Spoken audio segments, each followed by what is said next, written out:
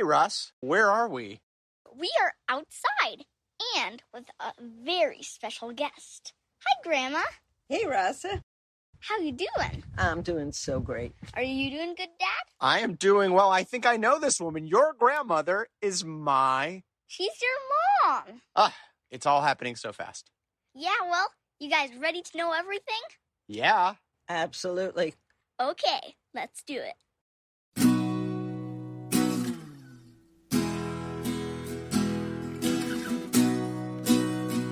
Today, I wanted to talk to you about this amazing thing that Grandma does. She takes seeds from vegetables and fruits that she eats, and she puts them in a pot and waters them and sees if they grow.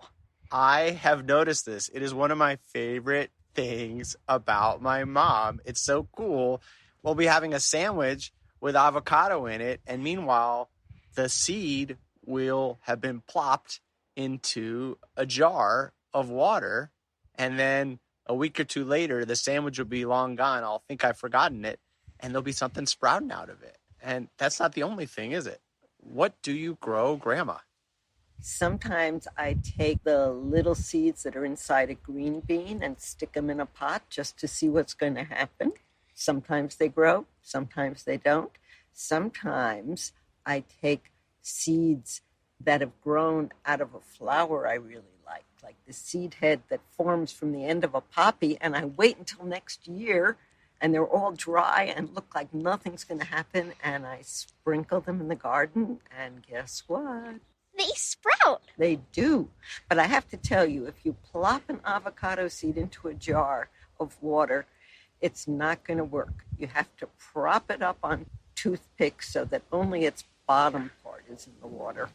Oh. This is a pro. It's like your own lunch becomes your next toy box. Yeah.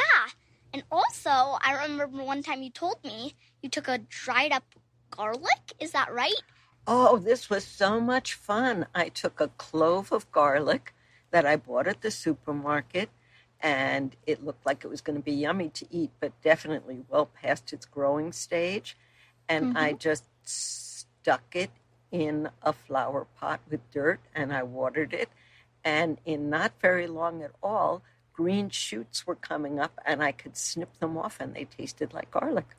Wow. And you can do that with little white onions. You can do it with big onions, anything like that. Plants really want to grow. Give them half a chance, and they'll go along with you. I'll have to try that sometime. Now, I kind of get choked up because I started thinking of it as a big metaphor for people, too, that sometimes I'm a dried up garlic self or a gnawed down avocado. And, yeah, maybe put me in a little dirt and water. Maybe save me till next year and put me in the sun. Maybe prop me up on toothpicks if I just need a little extra support, and I'll grow, too. What do you think, Grandma? I think it's a great metaphor, but I think you're probably just as well growing the way you usually do. All right. Well, I guess I'll stick the avocados in my body instead of stick myself in the avocado jar. That's a good plan. Yeah, that might work too.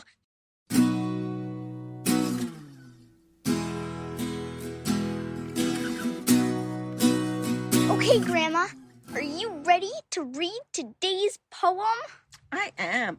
And I picked one specially for me. Oh. It's called Our Grandma Kissed a Pumpkin. Oh, boy. By Darren Sardelli. Now, people think that grandmas sometimes act a little goofy, but you decide. Our grandma kissed a pumpkin on a Friday afternoon. She also kissed a crayon and a giant red balloon. I saw her kiss a chipmunk eating cookies with a queen. She kissed us in those costumes at our house on Halloween. Would you like to read it?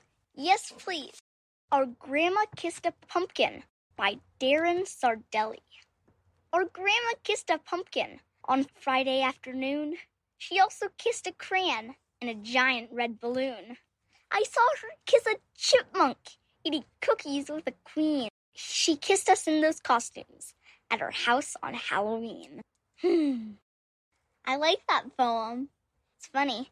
You think that's so weird. She's kissing a pumpkin, a crayon, a giant red balloon, a chipmunk. I like that the clues come one by one, too, because it makes no sense up to that point. But then the chipmunk is eating cookies with a queen. So you go, Grandma's not the only one acting a little bit different. Yeah. And then it turns from the general observation to she kissed us. Mm-hmm. You get right back. So it surprises you at the end. And the first, you think, oh, this is a poem about a crazy old lady. Mm-hmm. But grandmas usually know what they're doing. Yeah. What is your favorite Halloween costume you've had so far, Rasa? Wow, that's hard. I think I'd probably say when I was Medusa for Halloween last year. I remember you had a mermaid costume, too, and it was amazing to see running mermaid, running house to house. Somehow you were able to combine the two. Yes, that was a pretty good one, too. Now, Grandma, do you have any favorite memories of costumes on Halloween of me or my sister, Rasa's Aunt Lucia? Oh, I remember one year, your sister, Aunt Lucia, wanted to go for Halloween as a Hershey's Kiss. Oh. And she wore a little kid's swimming ring around her waist, and we wrapped aluminum foil all around her and made her into a Hershey's Kiss. Oh. And somewhere along the way, the aluminum foil didn't work quite as well. Mm-hmm. So she ended Halloween as a bathing beauty, wearing a swimming tube. Ha! To be young and covered in aluminum foil.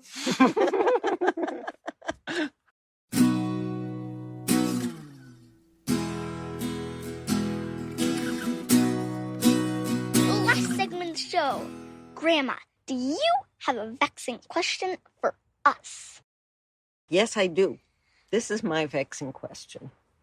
I only recently learned that the country formerly known as Swaziland changed its name to Eswatini 2 years ago. How does a country officially change its name? Is there some international body that registers name? Or do you just do it and wait for everybody to catch on? Name changes for entire countries. Have you heard of this, Rasa?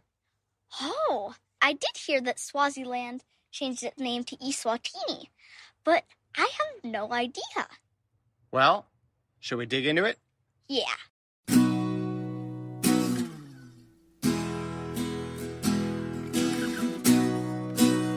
I'm back, and I have got the answer to Grandma's vexing question. Ooh, what is it? Eswatini, as the country is pronounced, is one of the smallest countries in Africa and the continent's last absolute monarchy. In that sense, changing the name was easy because one person, the king, was in charge. He made the announcement at the 50th anniversary of the country's independence from British rule, which also happened to be his own 50th birthday. Huh, that's so funny. Happy birthday to him. And the country, too. Now, the new name simply means Land of the Swazis. The king said it was better than Swaziland because with the old name, other people around the world kept confusing them with Switzerland. At the same time, picking a new name means lots of work behind the scenes. Eswatini had to register its new name with the United Nations and the Commonwealth, which is a political association made up mainly of former British territories. Eswatini also had to change the name of their army, their police force, their national airline, all the money, and their constitution, where the old name Swaziland appeared more than 200 times. Yikes.